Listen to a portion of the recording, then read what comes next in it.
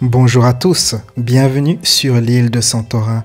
En Grèce, je suis Louis Aguera, coach en transformation personnelle. C'est mon métier de vous assister à créer votre réalité préférée. Dans cette vidéo, j'explique à travers techniques et anecdotes comment vous protéger et comment gérer la négativité du monde extérieur. Bonjour à tous. Comment gérer la négativité du monde? Eh bien, quand je parle de négativité du monde, je parle de la négativité, bien sûr, qui s'émane des gens. Car si vous visualisez qu'il n'y a plus personne sur le monde, si vous visualisez un monde sans être humain, eh bien, vous remarquez que le monde est totalement en paix, paisible, à l'aise, sans stress. Ce sont les gens, les êtres humains, qui ont toutes ces émotions qu'ils doivent apprendre à gérer et maîtriser. Donc, je parle de la négativité qui s'émane des gens. Eh bien, il y a plusieurs stratégies que vous pouvez employer. La plus simple, c'est dans une situation vraiment où vous vous sentez oppressé comme ça par l'énergie des gens, vous vous sentez étouffé. Eh bien, cette technique simple consiste surtout, faites cela surtout si vous pensez que vous êtes l'une de ces personnes qui est empathique et que vous êtes étouffé par l'énergie des autres. La technique consiste à visualiser un disque de lumière que vous mettez sur votre plexus solaire, car on prend l'énergie des autres à travers le plexus solaire. Et donc vous imaginez qu'il y a ce disque de lumière de protection. Vous pouvez même visualiser que l'énergie des autres essaie de pénétrer ce disque et ricoche, n'arrive pas à rentrer dans votre système d'énergie et que vous êtes protégé. C'est comme ça l'une des techniques très simples que vous pouvez tester. Une variation de cette technique consiste à imaginer être dans une bulle de protection. Vous pouvez essayer cela si vous êtes dans un lieu public et que vous vous sentez comme ça oppressé, étouffé. Que pouvez-vous faire d'autre? Eh bien, il y a une technique plus sophistiquée, il y a quelque chose de plus sophistiqué, de plus bénéfique que la technique que je viens d'expliquer. Mais cela va prendre du temps. Cela consiste à lâcher prise sur votre propre négativité, sur votre propre ressentiment que vous avez envers les autres. Car en général, si on est dérangé par les autres, c'est que quelque part on a une idée un peu négative sur les autres. Donc faites la liste de ce que vous reprochez aux autres. Faites cette liste et lâchez prise sur ces émotions, sur ces idées, sur tout cela. Et au fil du temps, vous remarquerez que vous êtes de plus en plus en paix avec tout type de personnes. Les personnes qui vous dérangeaient avant ne vous dérangent plus. Une autre méthode consiste à irradier de l'amour aux gens. Et vous remarquez que cet amour que vous irradiez aux gens aura tendance à diffuser leur négativité si la négativité est dirigée vers vous. Je vais vous raconter deux anecdotes qui illustrent un peu ces principes.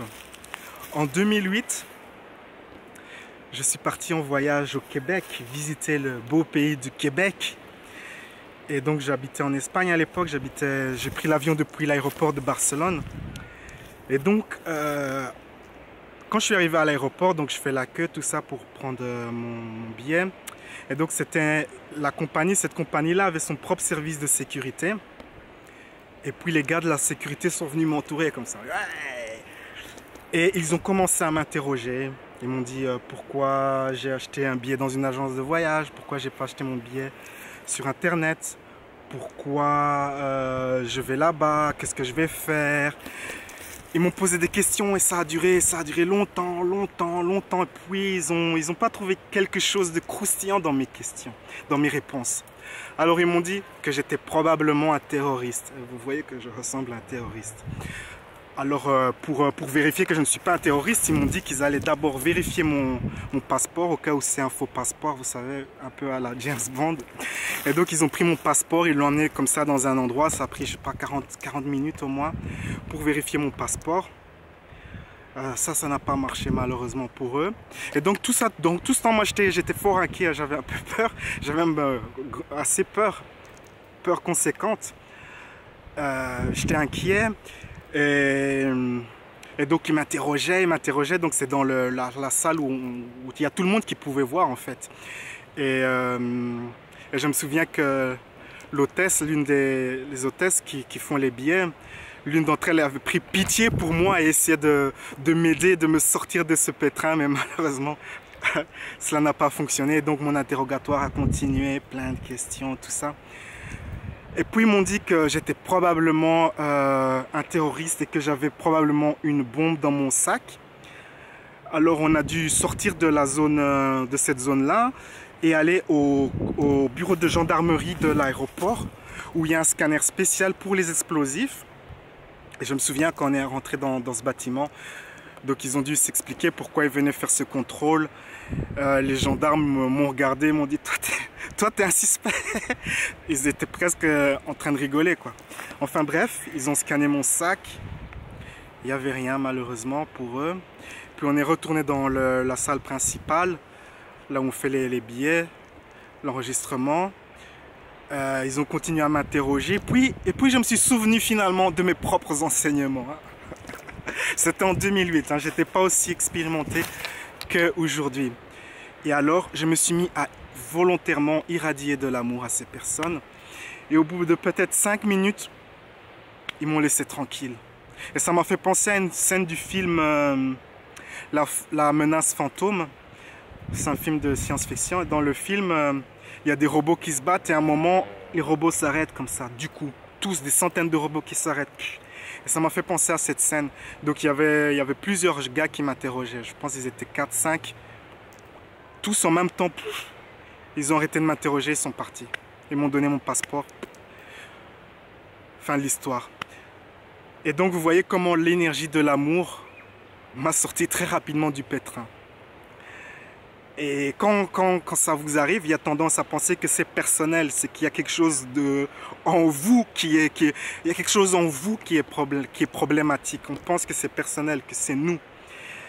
Et puis j'ai fait des recherches en fait sur cette compagnie et j'ai découvert qu'en fait c'est pas si personnel que ça. Il y a plein de gens de tout type de background, tout type de nationalité, religion qui ont des histoires d'horreur avec cette compagnie aérienne. Et je me souviens même quelques années avant ce voyage au Québec qu'un ami belge m'avait dit j'ai voyagé avec cette compagnie au Québec et c'était catastrophe, ils l'ont traité, il s'en souviendra toute sa vie.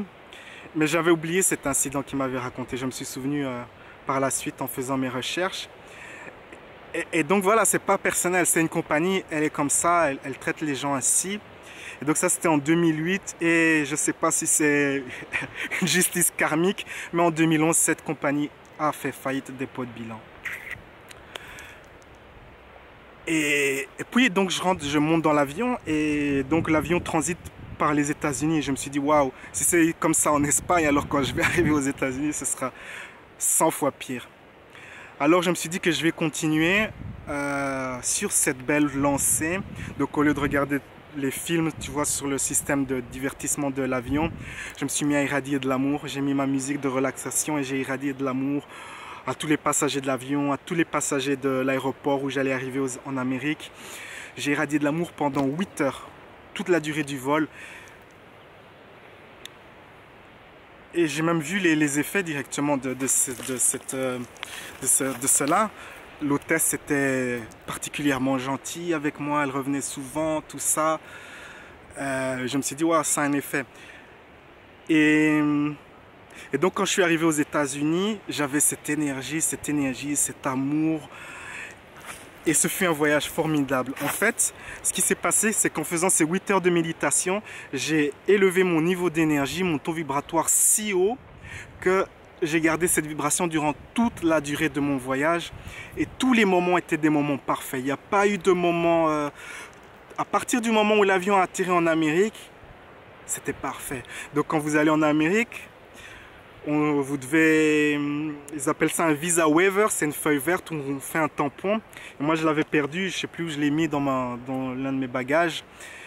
Et la personne m'a dit mais passe. Et donc je suis rentré dans le pays sans le fameux tampon. D'ailleurs je l'ai gardé pendant plusieurs années, ce bout de papier comme quoi j'étais en Amérique sans avoir le fameux visa, simplement sur base que j'avais cette belle énergie rayonnante. Puis j'étais au Québec, et le Québec, le voyage était parfait, j'avais cette énergie comme ça. Et quand vous avez cette énergie, cette forte vibration, ce qui se passe, c'est que les choses que vous aimeriez manifester se manifestent très très vite. Et donc voilà, j'étais avec mes amis dans une ville au Québec. Et puis à un moment, je devais quitter mes amis pour aller visiter Montréal. Et ils m'ont dit que Montréal, c'est bien, c'est super pour visiter, mais que les gens n'étaient pas trop sympas. C'était pas une ville très accueillante. La mentalité des gens là-bas était... Alors je me suis dit, ok, pas de problème. J'avais 3 heures de route pour aller à Montréal. Et durant ce trajet, j'ai visualisé le genre d'amis que je voulais avoir quand j'arriverai là-bas. Comme ça, j'aurai un bon voyage avec une nouvelle amie que je rencontre là-bas. Et donc, je fais ça durant les 3 heures. Hein. Je n'ai pas visualisé pendant 3 heures, j'ai visualisé pendant peut-être 20 minutes, tout ça. J'arrive à mon hôtel. Et alors, donc je fais l'enregistrement, tout. Et puis dans le lobby de l'hôtel, il y a une jeune femme comme ça qui est toute seule. Hein. Le lobby il est vide, il y a juste elle. Elle est là dans son coin en train de lire un livre. Et je me dis, waouh, ça doit être elle. Et je lui dis, je l'invite, je lui dis, allons visiter la ville ensemble. Allons à la conquête de Montréal. Elle m'a dit, pas de problème, elle est partie ranger son livre. Et voilà, donc voilà, j'avais ma nouvelle amie pour visiter cette ville que je ne connaissais pas. Et le voyage fut parfait, plein de synchronicité qui reflètent cette énergie de l'amour. Mon autre anecdote, c'est aussi intéressant parce que dans l'autre anecdote, j'avais déjà cette vibration. J'étais déjà un grand taux vibratoire. Et donc j'étais dans cette ville, c'était lors d'un de mes voyages, j'étais dans cette ville qui est proche de la frontière avec la Russie. Et cette région est connue pour les enlèvements des touristes. D'ailleurs, il est recommandé de ne pas voyager dans cet endroit à cause des enlèvements. Et donc moi j'étais avec mes amis locaux. Et puis il y a 2 grosses voitures qui s'arrêtent. Et des grosses voitures, il y a les gros mafieux qui sortent. Hey, gangsta. Alors, que croyez-vous qu'il s'est passé? Que pensez-vous qu'il s'est passé, hein? 2 voitures s'arrêtent comme ça devant moi, dans la rue, avec plein de mafias russes. Que croyez-vous qu'il s'est passé? Eh bien, je vais vous dire ce qui s'est passé. Ce qui s'est passé, c'est qu'il ne s'est rien passé en fait. J'avais cette vibration tellement élevée, tellement aimante, qu'ils m'ont dit, qu'est-ce qu'ils m'avaient dit? Ils m'ont dit que j'avais l'air sympathique, qu'ils ont pris des selfies avec moi, on a fait des photos ensemble. Leur chef m'a dit qu'il venait de sortir de prison et qu'il n'avait pas d'argent. Mais que quand il aurait de l'argent, je pourrais aller chez lui et on pourra faire une soirée avec tout son gang. Donc vous voyez, quand vous avez une vibration très élevée, rien ne peut vous affecter. Rien ne peut vous affecter. Et donc c'est la meilleure technique pour vous protéger de la négativité du monde, c'est d'élever votre taux vibratoire de manière à ce qu'il soit si élevé que vous êtes totalement immune à la négativité du monde. Et c'est une pratique en fait que vous devez cultiver tous les jours, devenir de plus en plus comme ça, fort, immune à la négativité du monde. Donc avec toutes ces expériences, elles ont l'effet secondaire que je suis de plus en plus calme. Je suis calme avec les criminels, je suis calme avec les dingues des autorités. Tout cela, ça ne m'impressionne plus parce que j'ai déjà traversé ces expériences. Je sais. Mais donc tout ça pour dire que quand vous voyez le monde à travers de loin, comme ça, à travers les réseaux sociaux, à travers les médias, c'est pas vraiment de l'expérience. Et donc ce qui se passe, c'est que vous fantasmez de la colère, ok? Les gens là qui traitent les éléphants sont mauvais. Vous fantasmez que le gouvernement est mauvais. Vous avez toutes sortes de fantasmes et vous vous remplissez de peur, de haine, de colère et de rage.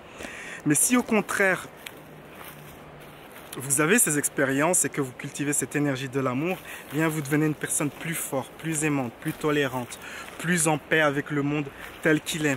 Et c'est comme ça C'est comme ça pour tout le monde, hein. C'est pas, par exemple, c'est pas spécifique à moi. C'est comme ça. Toutes les personnes qui iront dans ce chemin rencontreront un moment où ils seront confrontés aux choses qu'ils ont peur et ils devront conquérir ces situations.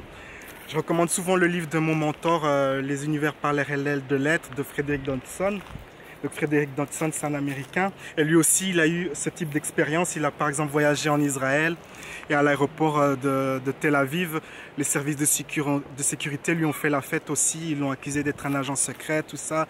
Il a été interrogé. Donc c'est comme ça pour beaucoup de gens en fait. À partir du moment où vous vous disiez « Ok, je vais devenir quelqu'un qui a un grand taux vibratoire très élevé », vous ne pouvez pas faire ça depuis votre appartement simplement. Vous devez aller à travers toutes sortes d'expériences qui vont façonner votre nouvelle façon d'être.